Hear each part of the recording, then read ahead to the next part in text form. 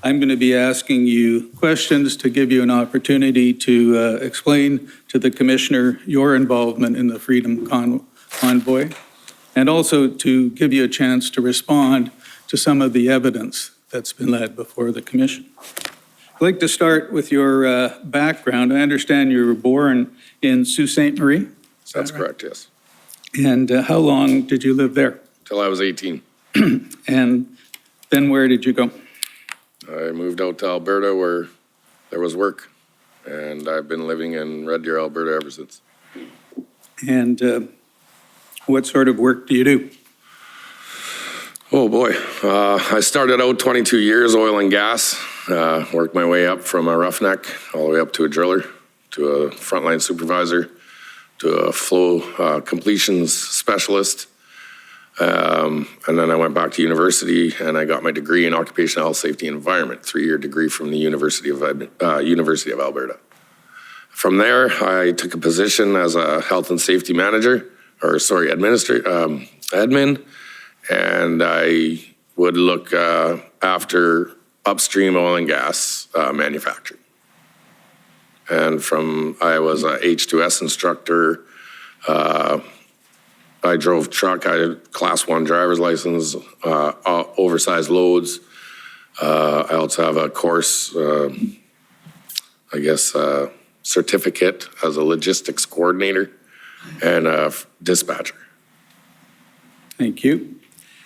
Now, your counsel has indicated that you have been charged with criminal offenses, and I understand that a condition of your bail is that you are not allowed to use social media. Is that correct? Not allowed to do anything. I've had absolutely every right of a Canadian citizen stripped of me. My freedom of speech, my freedom of protest, my freedom of everything. So am I correct? You can't use social media? No, you are absolutely correct. Thank you. So I'd like to ask you about your use of social media prior to your being charged in the latter part of February 2022. So if we can talk about the period, let's say 2019 to March 2022, what kinds of social media did you use? Facebook, Instagram, that's it.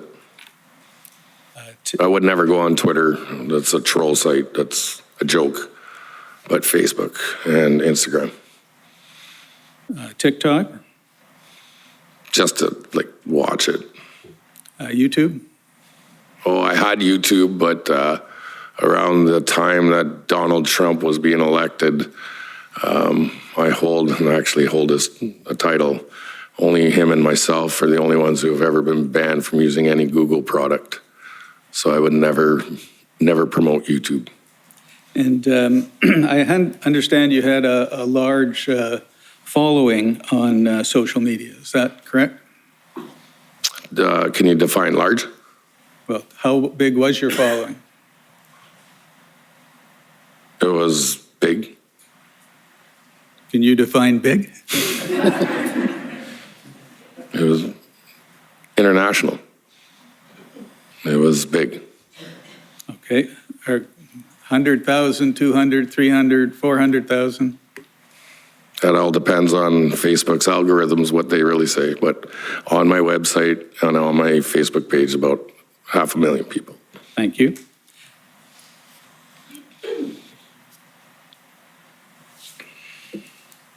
And I understand on Facebook you would host live events. Is that correct? I would do podcasts and I would do media. And I'd catch interactions in real time for basically just to show it in reality, and not some distorted mainstream media view. I'd show you what it was like in the real time. And I understand in 2019, you were involved in a convoy called United We Roll. Yes, sir. Correct? Yes, sir. And that was a protest over some oil and gas issues? That was a protest over Bill C-69 and C-48, which is the anti-pipeline and the anti-harbor moratorium, of which when we came to Ottawa, we were successful. They reopened all the contracts after, and actually, since I've been incarcerated, as of June 2022, both those bills have been scrapped because they've been deemed unconstitutional. And Alberta finally got our pipelines, and we're finally back to work again. And that convoy traveled from, was it Red Deer to Ottawa? Red Deer, Alberta, yeah. We left on February 14th, and we like to deem it as the love of our country. On Valentine's Day, we left to stand up for our rights and exercise our democratic right to a freedom of peaceful assembly, to exercise our democratic right to a freedom to protest, and to have our voices heard by the government. And who led that convoy? I was in the pilot truck myself and another person by the name of Angie Reed. Love you, Angie. Glenn Carrott was involved along with, he drove OP-22, or OP, the fire truck. We brought a fire truck. He was an oil and gas fire suppression unit. How many vehicles were in the convoy? When it got to Wellington, we had about 170, 178, I believe. Okay. Was Mr. Bowder involved in that convoy? Involved in what way? Was he part of it? Sure. What was his involvement? Fellow Canadian exercising his democratic right to protest. Was he part of organizing it? No. So I'd like to, and so when you got to Ottawa, how long were you there? We arrived, I believe it was the 19th of February. We protested the 20th and 21st, and then we left that following Monday. And you went back to Red Deer? Yep. But I'd like to say that we left because the politicians acknowledged why we were there. They came out and said, "We hear you. We're here to support you. And we will back you, and we will do everything we can to try and get your issues heard." Okay, now I'd like to come to your involvement in the Freedom Convoy, if I could. Sorry, just.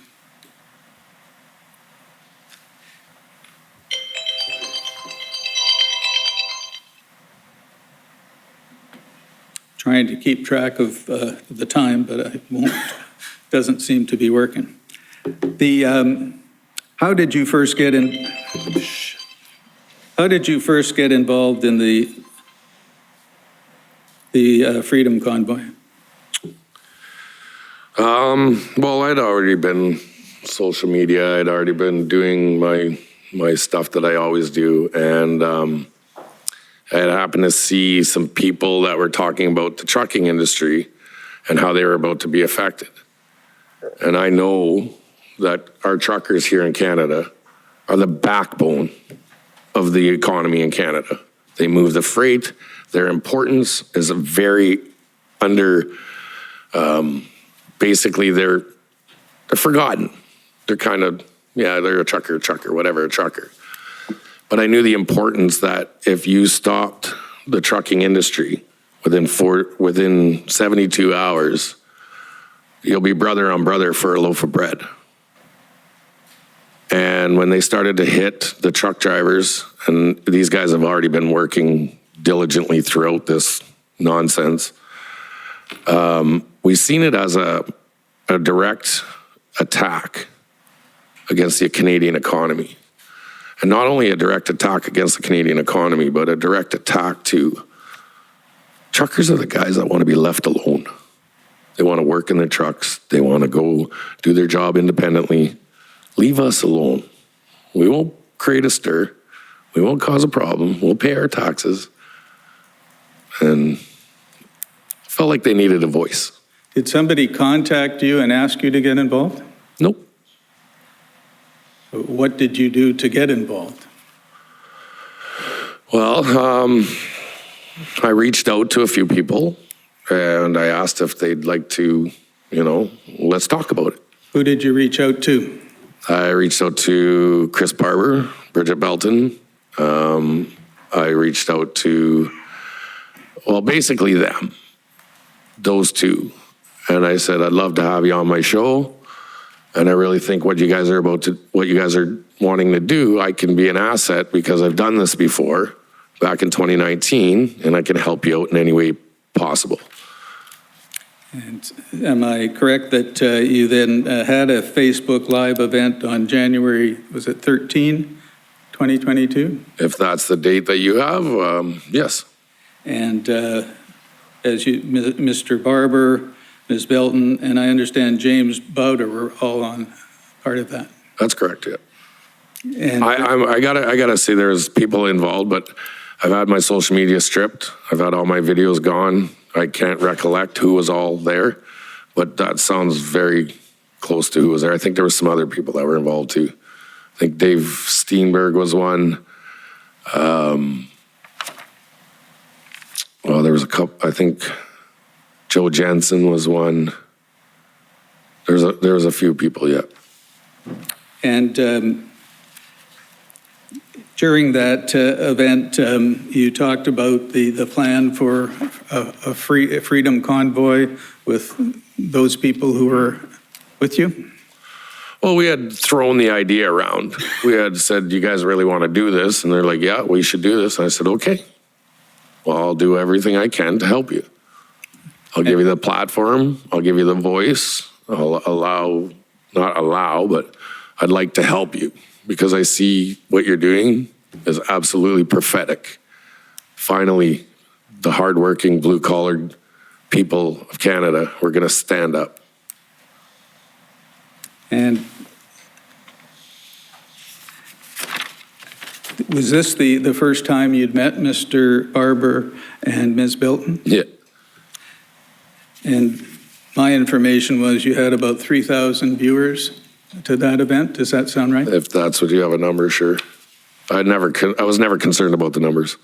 I could have 2 people in the room and it didn't matter. And have you told us why you decided to get involved with the Freedom Convoy based on the statement you just made? The reason I did it was basically I have gone through my own issues with these mandates, and I have my own stance and my own beliefs on these mandates and what they're doing. And now I want everybody to remember a mandate is not a law. And they were pushing this, and I finally found people that didn't want it pushed on them anymore. And what did you understand was the goal of the Freedom Convoy? To go and protest and exercise your democratic right to a freedom of peaceful protest, to a freedom of assembly, to exercise your voice and be heard by politicians of your concerns and your, basically your agitation with the way things are being controlled. And later in January, the 21st, did you have another video stream that involved Tamara Litch, Chris Barber, James Bowder, and others? You call that? You bet. And I understand there was a general discussion of what was going to happen with the Freedom Convoy? Yes, there was a discussion. It was basically like so organic, like how are we going to do this? Who's going to do what? Who's going to be doing this? Who's going to be doing that? I basically was a platform for these people to be able to like show who they are. And by this time, do you know if anyone in that group had contacted any members of a police force to tell them that this was going? Yeah. James Bowder bragged about how he had Ottawa around his little finger, that he had all the police and he had all the connections, And I was like, is that the same connections of when we did the United We Roll? And he's like, yes. I'm like, oh, okay. So I reached out because I have a rapport with PPS. I've traveled around Canada protesting and speaking on public platforms. And I've I've basically set a good communication between these officers. So I reached out to these officers and said, we're looking at bringing another convoy to Ottawa. Remember me? And they're like, oh yeah, we remember you, Pat. I'm like, it's good, right? Like, oh yeah, you're always great when you're here. And you had some of those, at least one of those officers on your stream that night. But we had a few officers, yeah. Yeah, they were on our streams, yes. And discussing safety issues and that. Absolutely, safety is number one. Like your rules of the road and all that. And they knew who I was. They knew how we had organized the 2019 convoy. And they knew how absolutely law-abiding and professional that we were. And you traveled to Ottawa with the western leg of the convoy? Yes, sir. And what type of vehicle were you driving? I wasn't driving. I had somebody who was driving our motorhome, and I sat passenger in the motorhome. And where did you join up with the convoy? I joined up with the main convoy in Calgary. Now, Clerk, can you please bring up HRF 401221?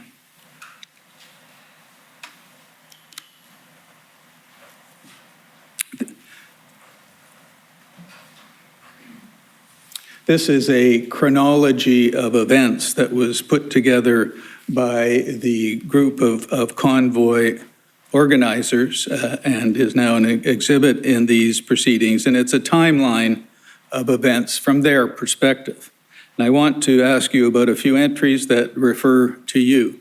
We can go to the bottom of page 2, please.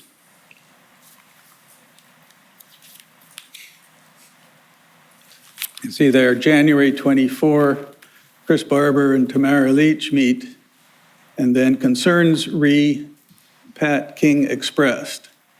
And Tamara and Chris discussed concern about Pat King after viewing a tweet with a video making reference to bullets.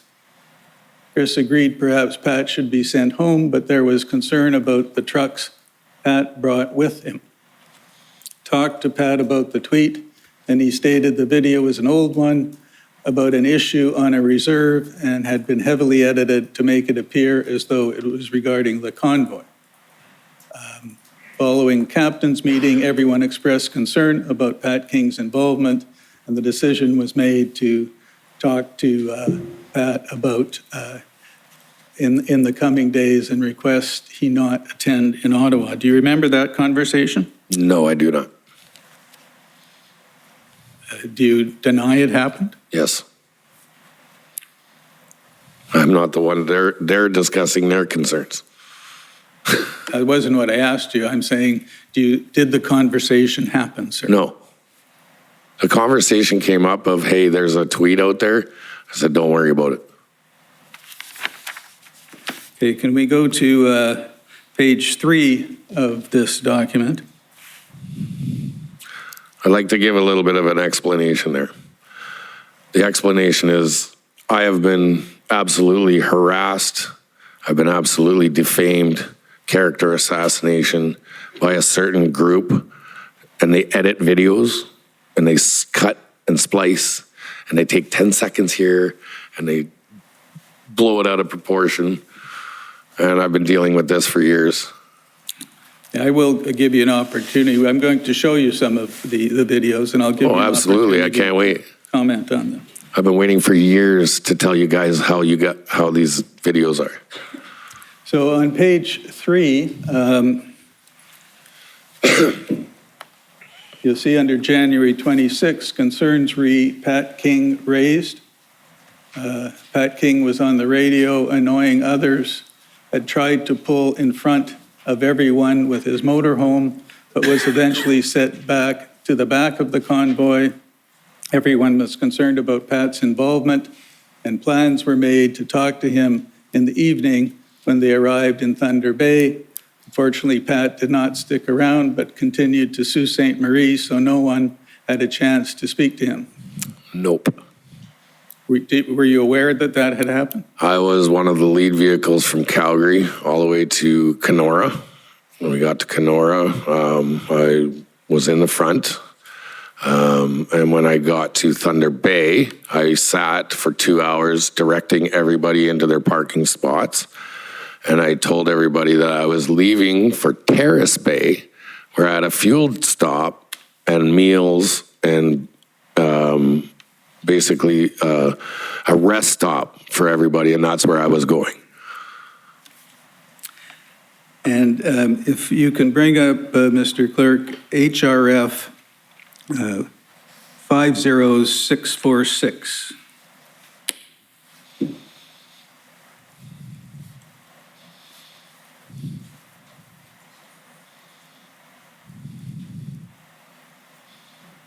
Again, this is a document that's been provided by the Freedom Convoy, and it appears to be a summary of a conversation between you and Tamara Leach. Do you recall having a conversation with Ms. Leach on January 28th? Yep. And did she request that you not attend in Ottawa? No. What was happening is we were at a rest stop. I said, oh my God, this has gotten big. I said, I'm getting death threats and I might need security when I'm in Ottawa. And I said, this got way bigger. And I may have said this little part here where about the organizing thing, but then I checked myself right away and I realized Tamara said, whoa, it's not all about you. And I'm like, you're right. You're absolutely right. Okay. But that comment at the bottom, check your fucking ego, that never happened. Thank you. Now, you proceeded on to Ottawa? Absolutely. Now, were you familiar with an organization called Adopt a Trucker program? Or a program, Adopt a Trucker? Yep. And can we put up, please, COM 50571?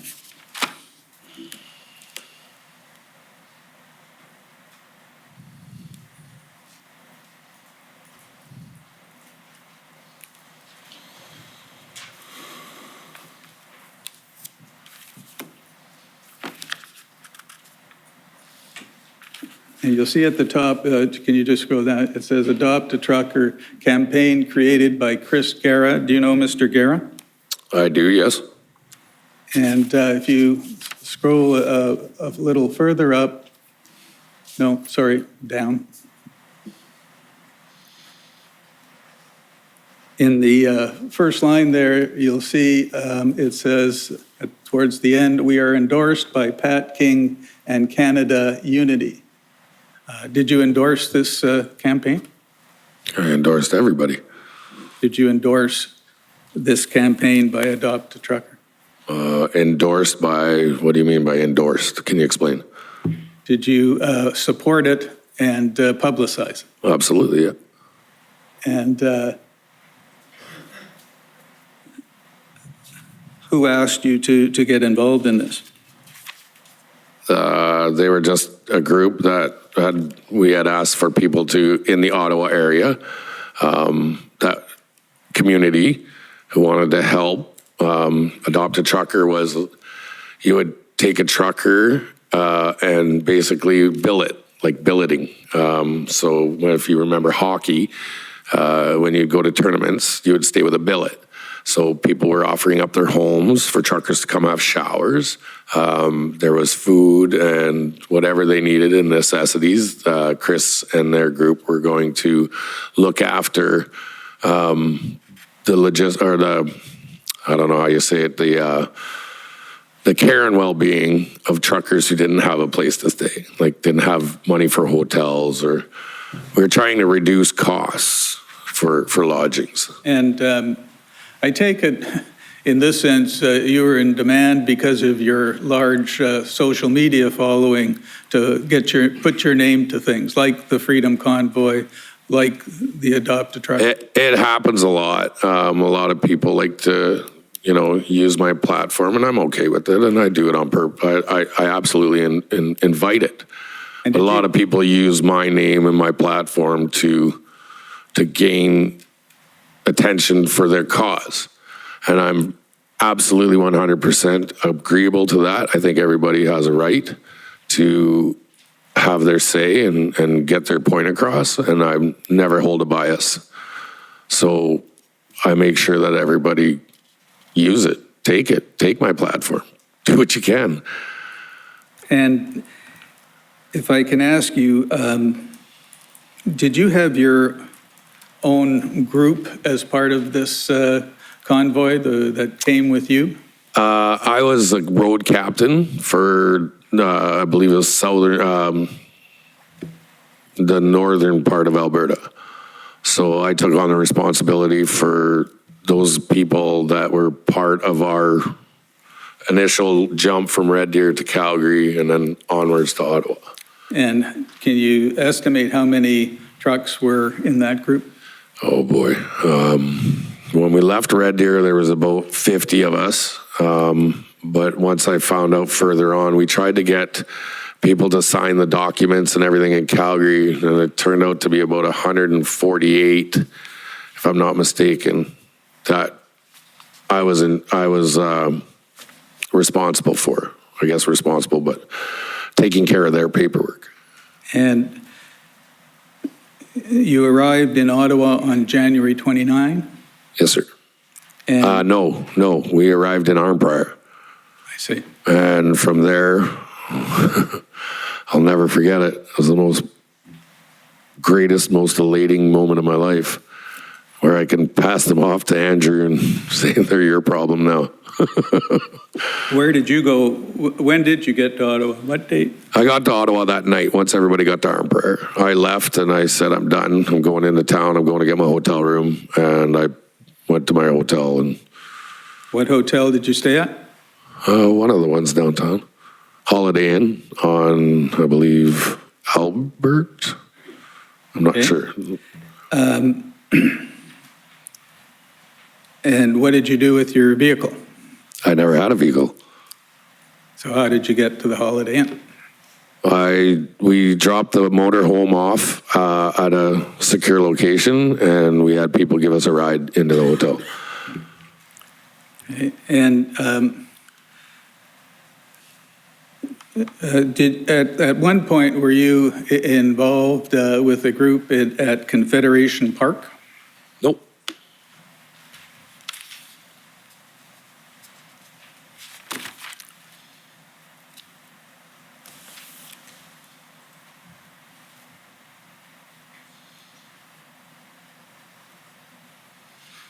Now, I want to move forward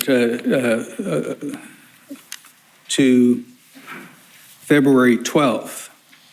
And on that date, did you learn that an agreement had been reached with the mayor of Ottawa to move trucks out of residential areas and onto Wellington Street? I heard that was the plan. And who did you hear that from? Just from other road captains and people that were, I don't know, people who thought they had a role in this and were a voice and could make calls, I guess, if you say like make calls, like they were told something and passed it on to the block captains, and then the block captains would pass it on to their drivers. And so, did you agree with that idea? Sure, whatever you want. I was here to help in any way they needed me. Mr. Clerk, could you put up a video? It's COM 50881. And I understand this is a video you published on YouTube I don't on have February YouTube. 13th. I wouldn't have put it on YouTube. I don't have YouTube. Well, let's see if it's you. Other people can post things on YouTube. Hey guys, we got a quick one out here for you all right now. Just been informed that while the counter protesters were involved, there were groups of them going around giving letters out saying that the convoy needs to move. They've made an agreement. It's a lie. It's a lie. Break, break, break, break, break, break. Get this out everywhere. Get this to every person out there. Just come down from the top. They've gone out and spread letters to the truckers. Truckers, in your trucks, do not move. Do not leave. There is no letter going out. There is no letter going around. This was part of the counter protesters shit. What they did, it's all a lie. Do not leave Ottawa. Do not back your trucks out. Do not leave the residential areas. You are good to go. Stand your ground. That's it. That's all. Stand your ground. Stand your ground. Hold the line, you guys. Counter protesters went out. They passed out letters. They acted like they knew what was going on. They acted like they knew what was happening, and they acted like participants in this. They weren't. It was part of the counter protest. Do not believe it. Ladies and gentlemen, the more people that I find in these chats, that I see these rumors that are saying that everybody was told to leave, everybody was told to walk, and that they're leaving, then when I catch your little chats and the conversations as I go through them, I will be blocking you. You will be banned from the page. I'm done with the rumors. I'm done with the bullshit. Everybody needs to get this message out right away.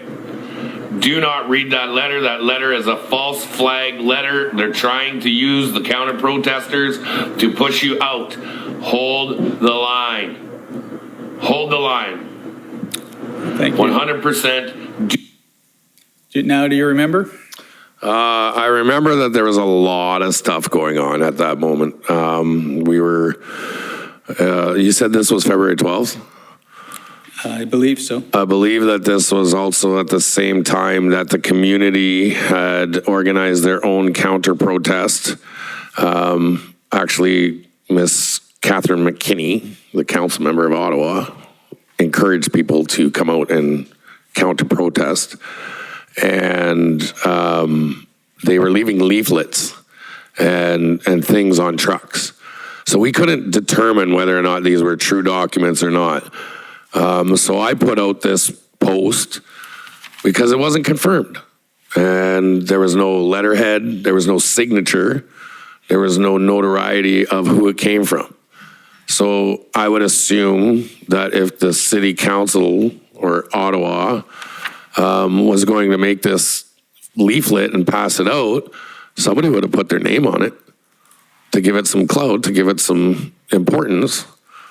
Later on, we found out that these were asked to move, and then we said, okay. Thank you, Mr. Clerk. Can you put up HRF 401285?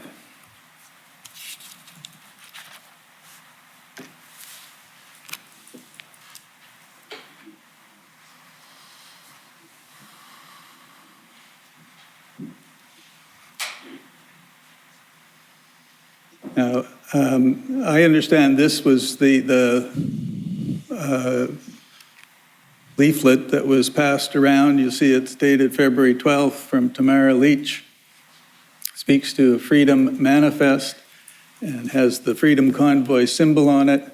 And can you scroll, please? And you'll see there, the last two paragraphs, it talks about repositioning the trucks, and we'll plan to start repositioning on Monday to consolidate the protest.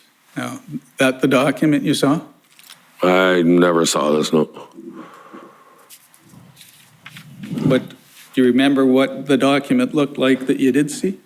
It was a leaflet from the mayor or something like that. I might be confused on this. I've never seen this. Okay. Now, while you were in Ottawa, were you involved with a group of trucks that went out to the airport? Yep. And you did slow rolls around the airport? We went for a ride, yep. Well, how long were you at the airport? An hour, 2 hours. And were you doing slow rolls around the airport? We were abiding by the law, by the rules of the road. We did the speed limit. We did not impede emergency traffic. We just went for a cruise. What was the purpose in your going? We were bored.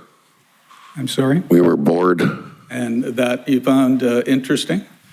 We went for a ride to see what Ottawa was like, to see. Well, you spent 2 hours at the airport seeing what Ottawa was? Well, to see what the airport was and just go for a drive. We were bored. It was cold. Do you recall speaking to Tom Marazzo before you went? I've talked to Tom many a times. And did he have somebody accompany you to make sure what you were doing went okay? No. Not that I know of.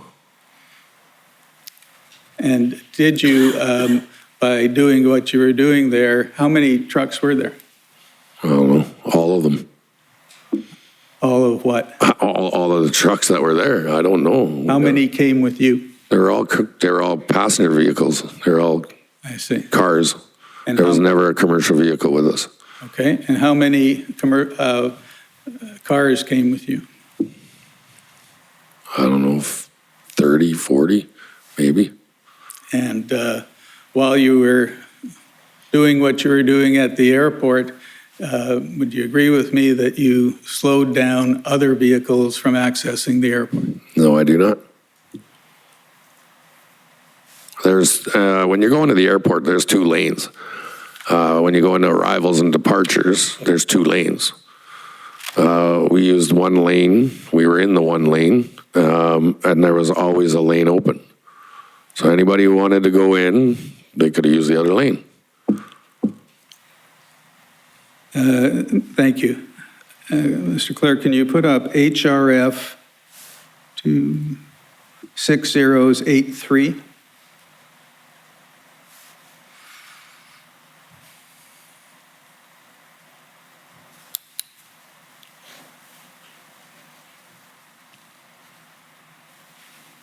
And this is, again, sorry, can you scroll the other way? You'll see it's on the Freedom Convoy letterhead, February 17th, reaffirming its commitment to peaceful demonstration.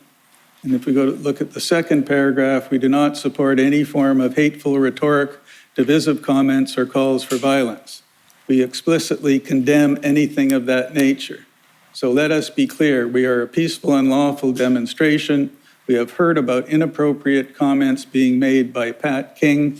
Pat King does not speak for us.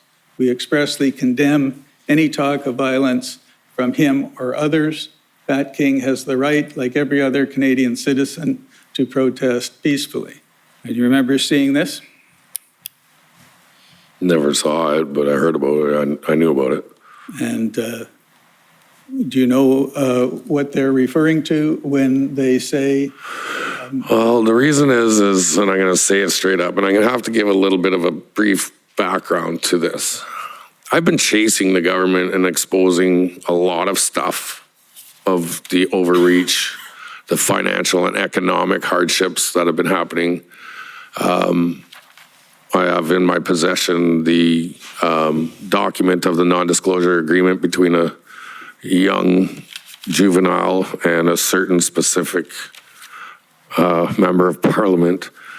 And when doing so, exposing also the $42 billion infrastructure project that was stolen out of Alberta's hands and handed over to the Chinese government, and the implementation of Chinese soldiers on Canadian soil.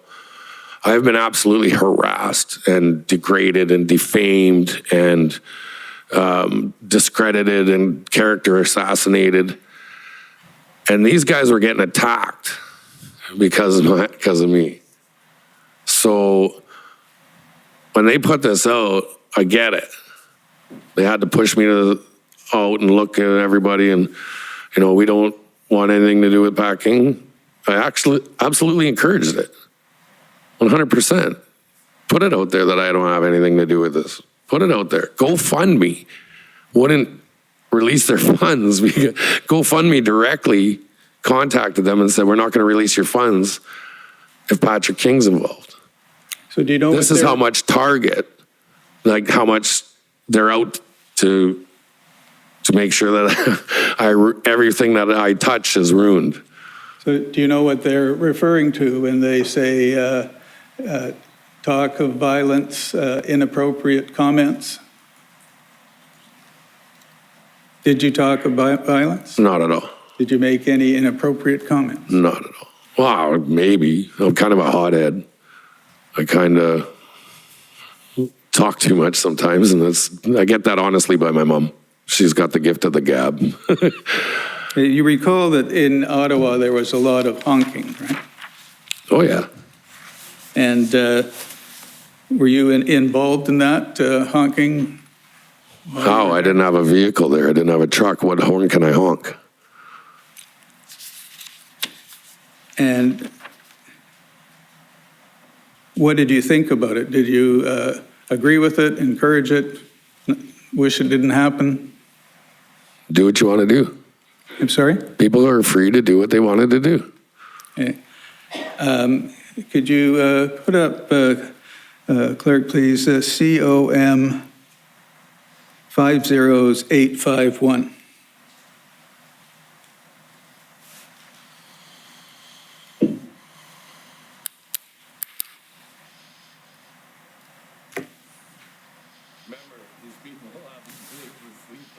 Remember, these people haven't been able to sleep for 10 days. Can you try starting it again, please? It's kind of funny, I'm not gonna lie. Remember, these people haven't been able to sleep for 10 days. Okay? It's kind of funny, I'm not gonna lie. I'm not gonna lie.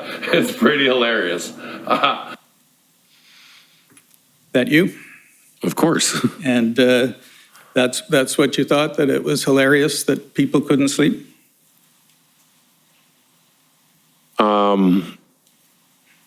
I look at it now and I'm like, no, it wasn't funny. But if you know my persona and my character and the way I show myself, I laugh all the time. Life's a joke, laugh it off. It's kind of one of my biggest mottos. And I tend to laugh when I'm nervous. But at that point, it was kind of, it was funny.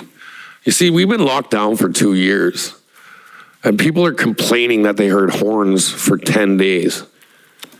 Do you remember what we went through for the last 2 years? What's a little bit of horns for 10 days?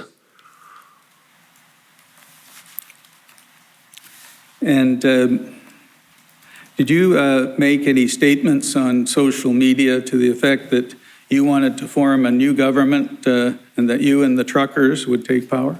No. And did you make any statements that in a video that we will be the new government, we will just take power and share it together? Say that again? We will be the new government, we will just take power and share it together. You have a video that I can I reference? don't have a video, no. I'm asking you if you, No. you said that on a video. I hate politics. I hate government. So why would I want to be the new government? I'd like to show you now a compilation of some of your videos. Oh, I'm ready for this one. Produced by the, Anti-Hate Canada and edited by a $45 million contract that Trudeau and his Liberal government paid for to do this. It has been played over and over and over.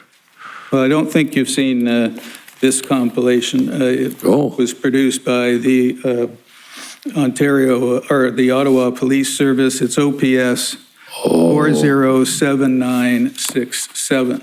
And can you please start it and stop it after the first video?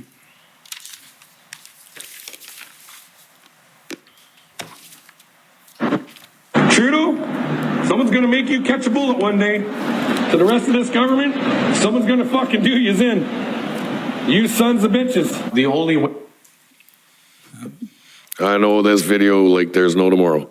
And what do you have to say? Edited and spliced and fit to make the media their narrative, to show it in a negative context. So when you hear that, I had just got kicked out of the airport. I got denied my flight because I wasn't vaccinated. After being told that I had been allowed to fly, I had a 72-hour window. And there's a video before this, like, this is so ridiculous. Take 10-second clips and characterize somebody by it. But I'm waiting to defend myself on this one. And what I stated in this, and I never said, you're going to get shot. I'm never said that. I said, you're going to catch a bullet. Because as we know, mental health is a big thing in Canada. It's kind of limelighted. You have mental health issues. One day somebody's going to have a breakdown. And if you push people too far, especially denying them their flight, you never know who you're going to get. And that person might have a mental breakdown. And what they're doing with the restrictions and these mandates, which are not laws, they're going to get that wrong person. And I said that because you're lucky it was me that day, because I would have never acted on that. But if it had been somebody else, and there's a lot of people that are upset, lost a lot, and don't give a crap. Yeah. They're going to have a mental breakdown. Now, that was only a clip from the video. Yep. Can you put up COM 50898?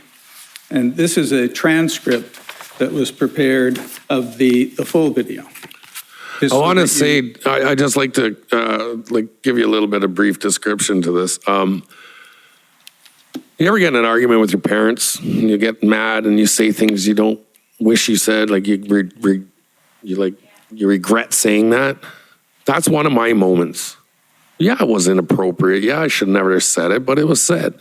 Okay. Can you put up the document, please?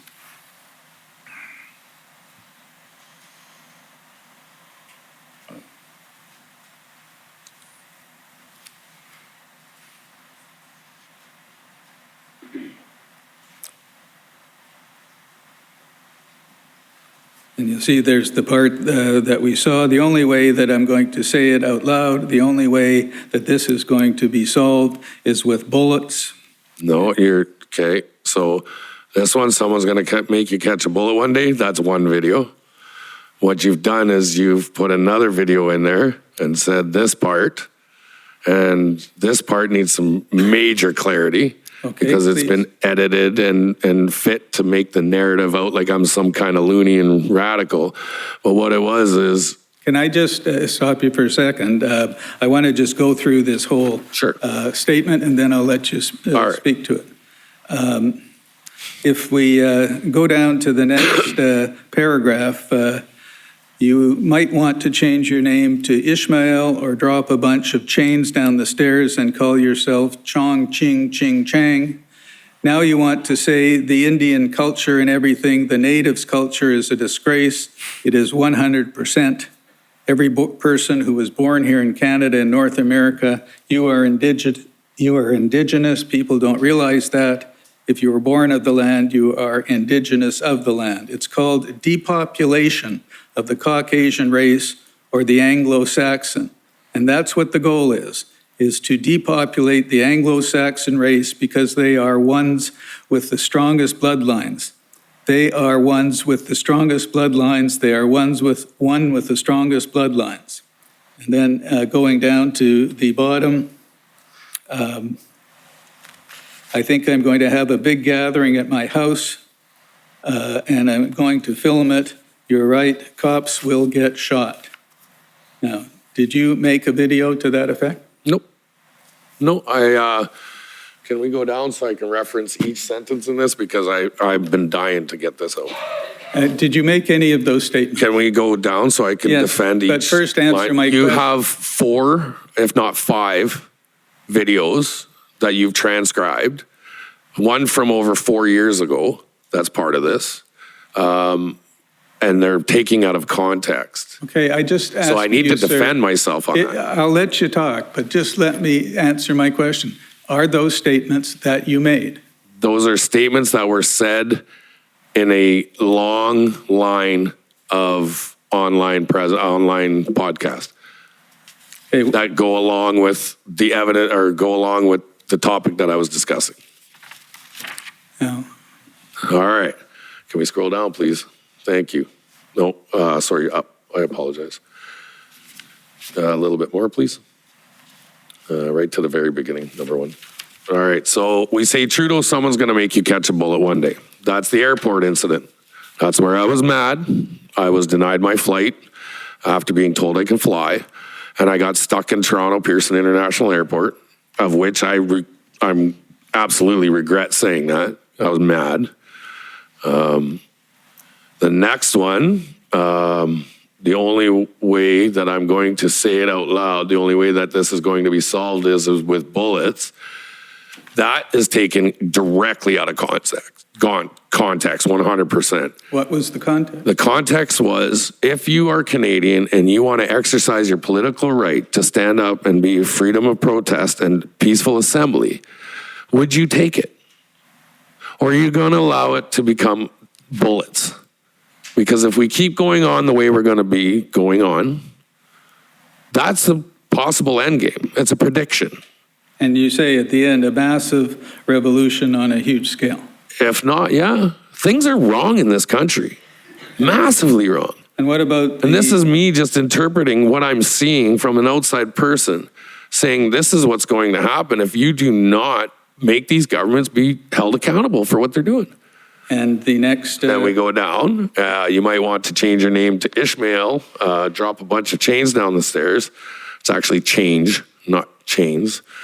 And I said that because there was a CSIS document put out, I believe it was in 2019, about the foreign economy, the foreign influence in our Canadian economy of a foreign government purchasing all our resources.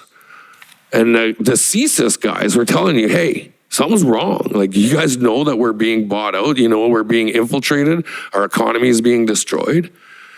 And the comment was because it was China, Chinese influence. and the next paragraph? The next paragraph was, and I had to say this in my court, they use this in my bail hearing.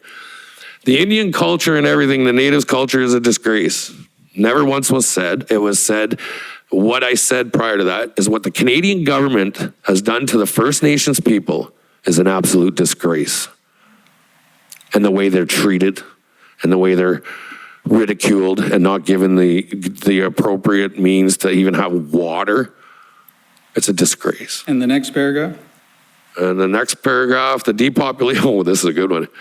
So there was a time, the president of Iran, Mahmoud Ahmadinejad was his name, walked into a meeting at the United Nations with a bunch of binders, and he dropped them down on the podium, and he started bringing out everything who was involved in 9/11, and people started scattering out, and his words were, we're not going to kill you with bullets, we're not going to blow you up with bombs, we're going to breed you out, we're going to get rid of the Anglo-Saxon race because you think you're the proudest bloodline, and we are going to breed you out. We are going to flood your borders with immigrants. We are going to infiltrate your education, infiltrate your politics. Like, you got to understand, like, the things that were going on around the world, I'm seeing these, I bring them up, I show the video, and that's what it is. Okay, can we go back to OPS 407967? And can you pick it up where you left off after the first video? Trudeau, hey, what this guy fucking do you in? You sons of bitches. The only way that, and I'm going to say it out loud, the only way that this is going to be solved is with bullets. And yeah, I said it. That's the only way something's going to happen. A massive revolution on a huge scale. You might want to change your name to Ishmael, or drop a bunch of change down the stairs and call yourself Chong Ching Ching Chang. Now you want to say, oh, the Indians' culture and everything. The natives' culture is a disgrace. It is 100%. Every person who was born here in Canada, in North America, you are Indigenous. People don't realize that. If you were born of the land, you are Indigenous of the land. It's called depopulation of the Caucasian race or the Anglo-Saxon. And that's what the goal is to depopulate the Anglo-Saxon race. Because they are the ones with the strongest bloodlines. They are the ones with the strongest bloodlines. They are the ones with the strongest bloodlines. And we'll leave it at that because then we get into a whole different topic. But now this year alone, I think I'm going to have a big gathering at my house just for that. And I'm going to film it. Yeah, right? Cops will get shot. Very well edited. Congrats. Those are my questions. Thank you. Okay. First, for cross-examination, the convoy organizers, please. Good evening, Mr. Commissioner. Bathsheba Vandenberg, Council for Freedom Corps and protesters. We have no questions for Mr. King. Thank you. Thank you. Next, the Ottawa Residents Coalition, please.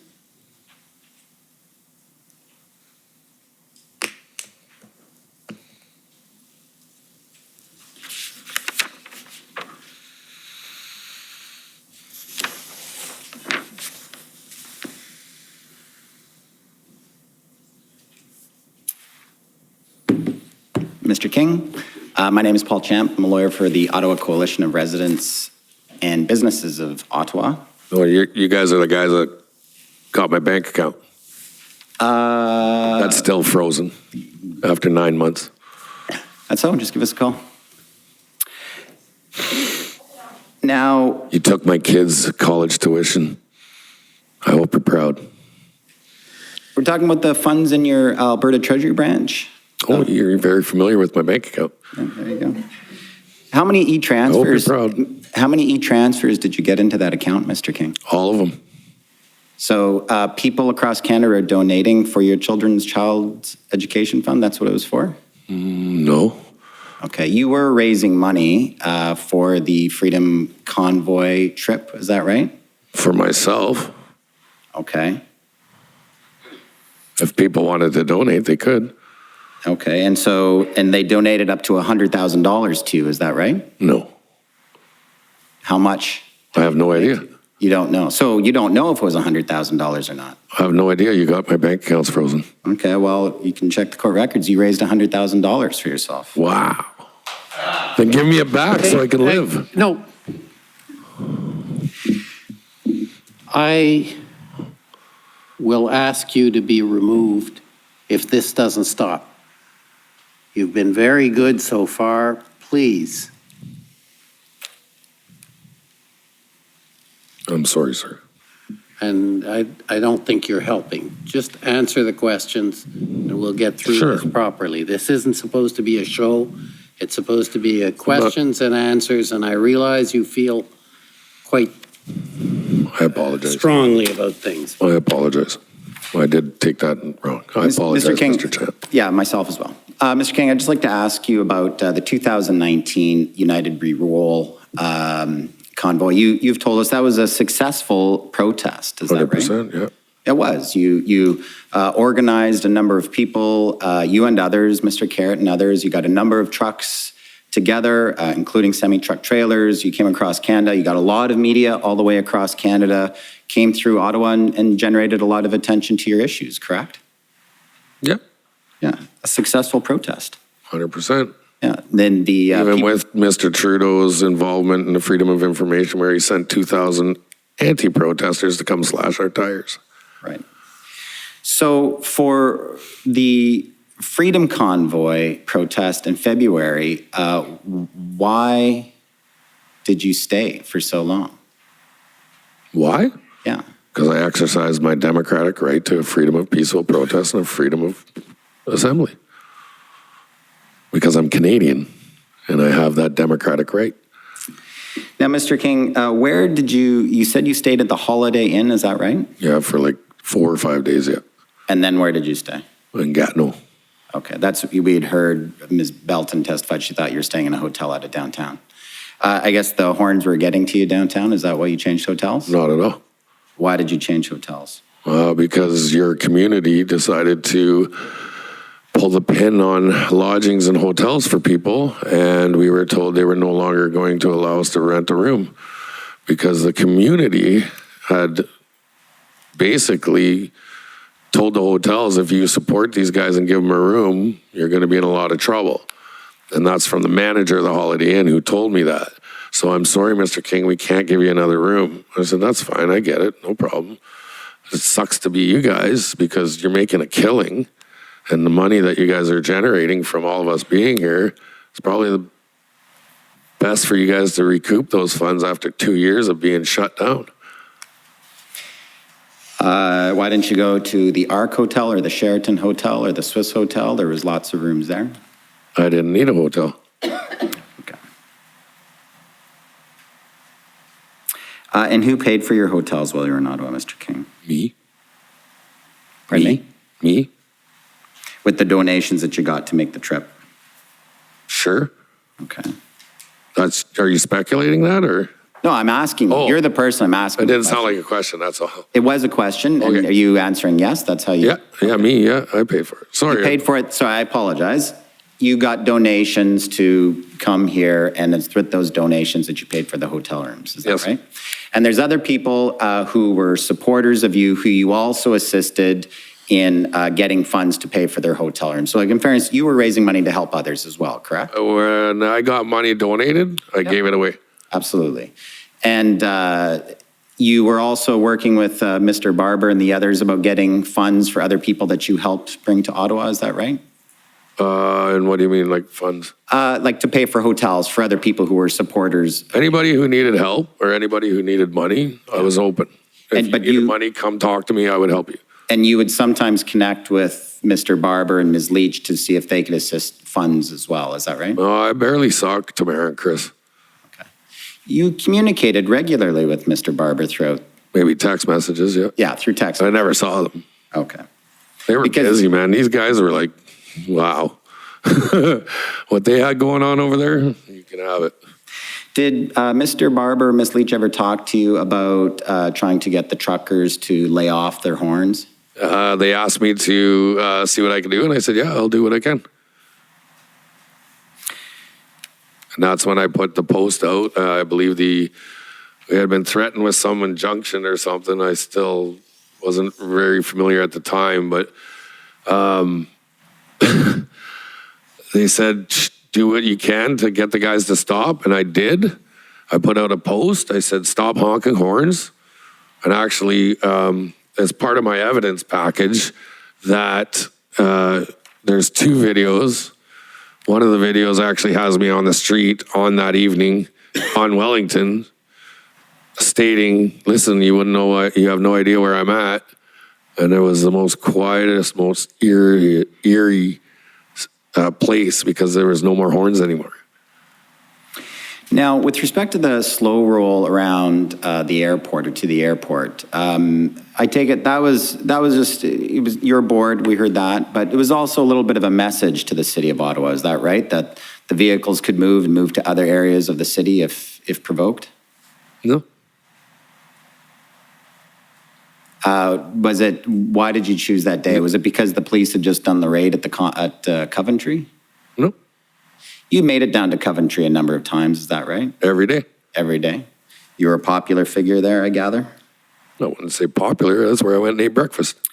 And how, you were there often, do you know where the fuel was coming from into Coventry? From grateful patriots and Canadian citizens that were donating it. Sure, but can you give us any specific names of those grateful patriots? Joe Smith, number 1. I have no idea. You have no idea or you don't want to answer? I don't remember names. I meet people all day long, constantly. I don't remember names.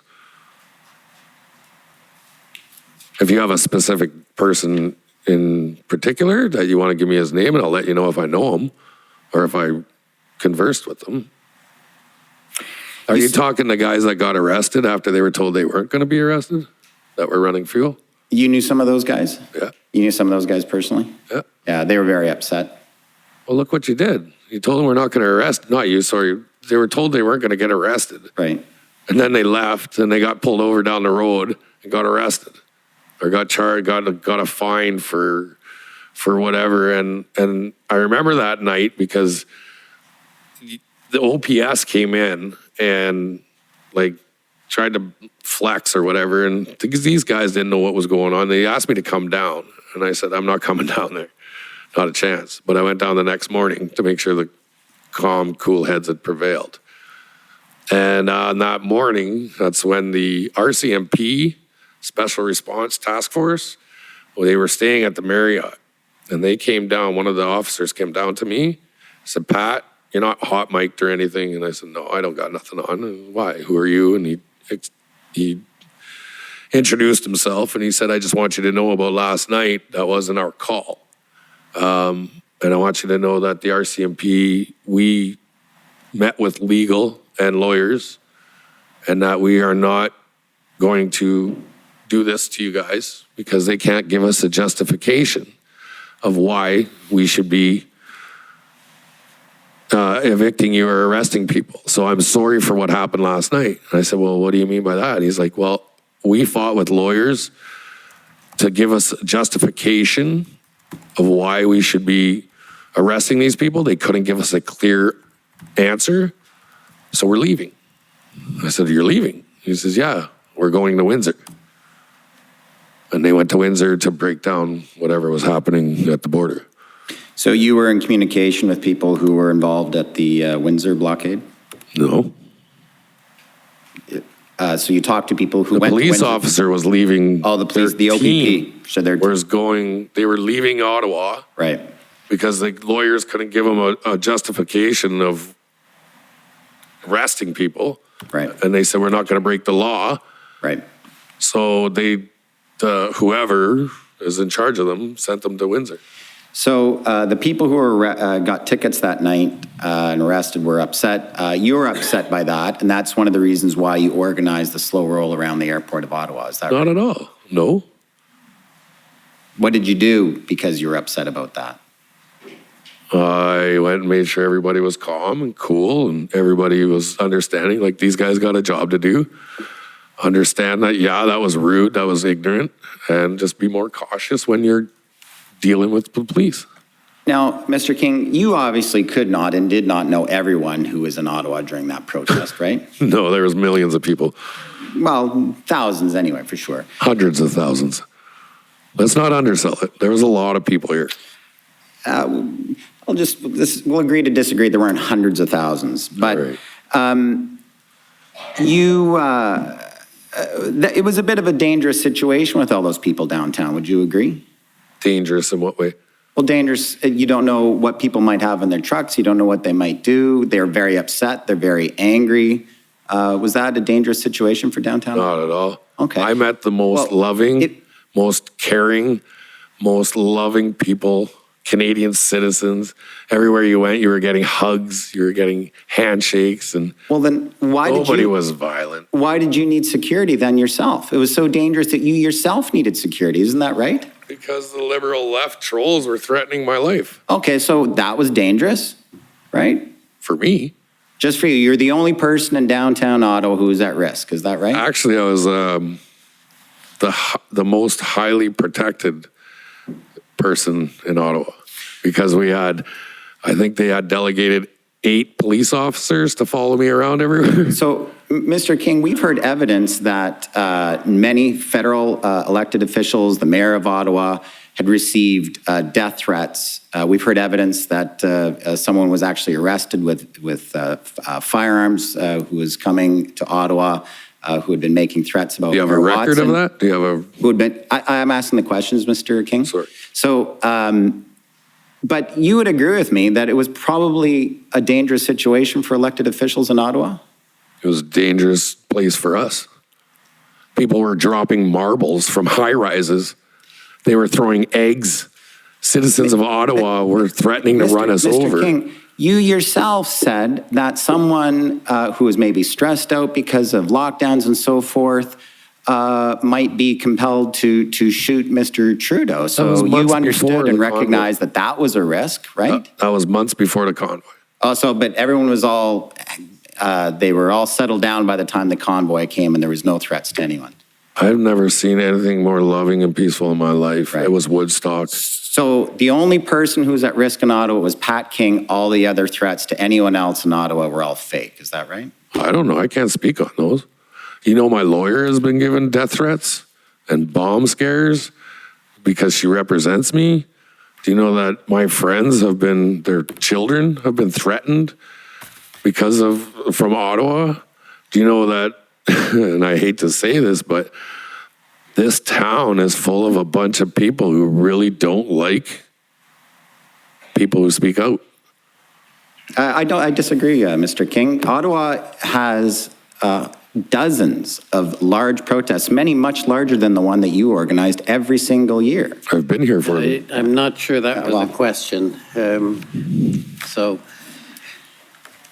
Well, Mr. Commissioner, Can I just I'll ask? just note, Mr. Commissioner, I'll just note for the record that the people of Ottawa got one morning in this proceeding. We've had a week of all of these convoy organizers given a full platform to say whatever they want. The people in Ottawa respect the right to protest, and these folks are getting their time to say everything they want from the... Can I say one? Sorry? I'm sorry, I'm going to stop this. You'll get, yeah, hey, Please.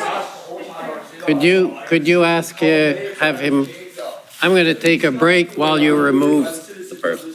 I'm sorry, sir. Service has no questions. Thanks very much, Commissioner. Okay, the Ontario Provincial Police. The OPP has no questions. Thank you, Commissioner.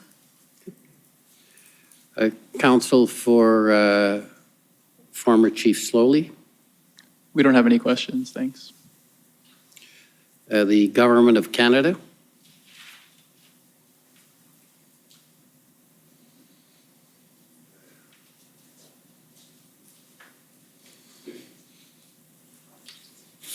Thank you, Commissioner. Mr. King, my name is Kathleen Tanner, and I'm counsel for the Government of Canada. I just have one short area of questions based on a video that had been played earlier for you.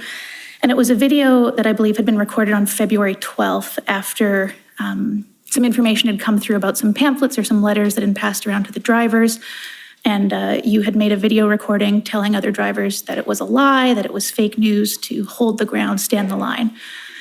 And later on in that video, and if you'd like, we could bring it up or we could just walk through it. I understand that you referenced the information that's at stake there is a letter which mentions Ms. Leach's name.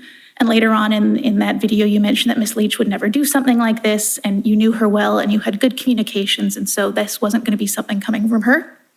So my question is, did you have any meetings with the City of Ottawa while you were in Ottawa?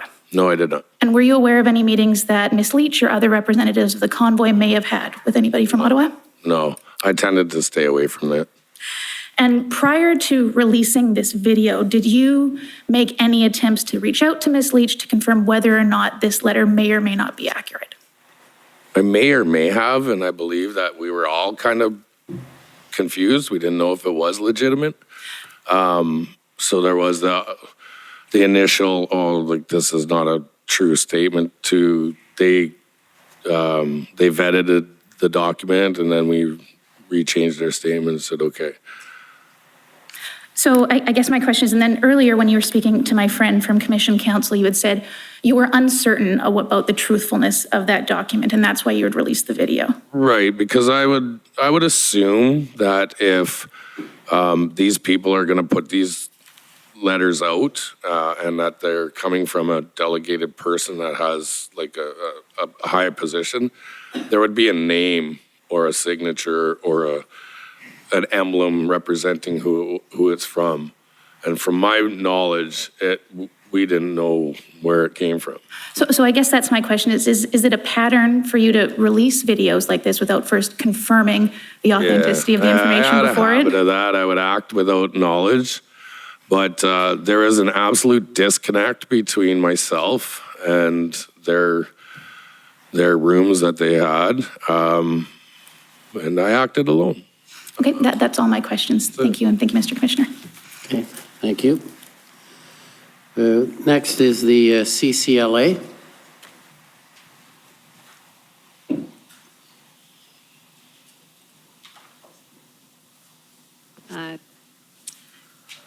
Good evening, Commissioner and Mr. King. My name is Eva Krajewska on behalf of the Canadian Civil Liberties Association, and I don't have any questions for Mr. King. Thank you.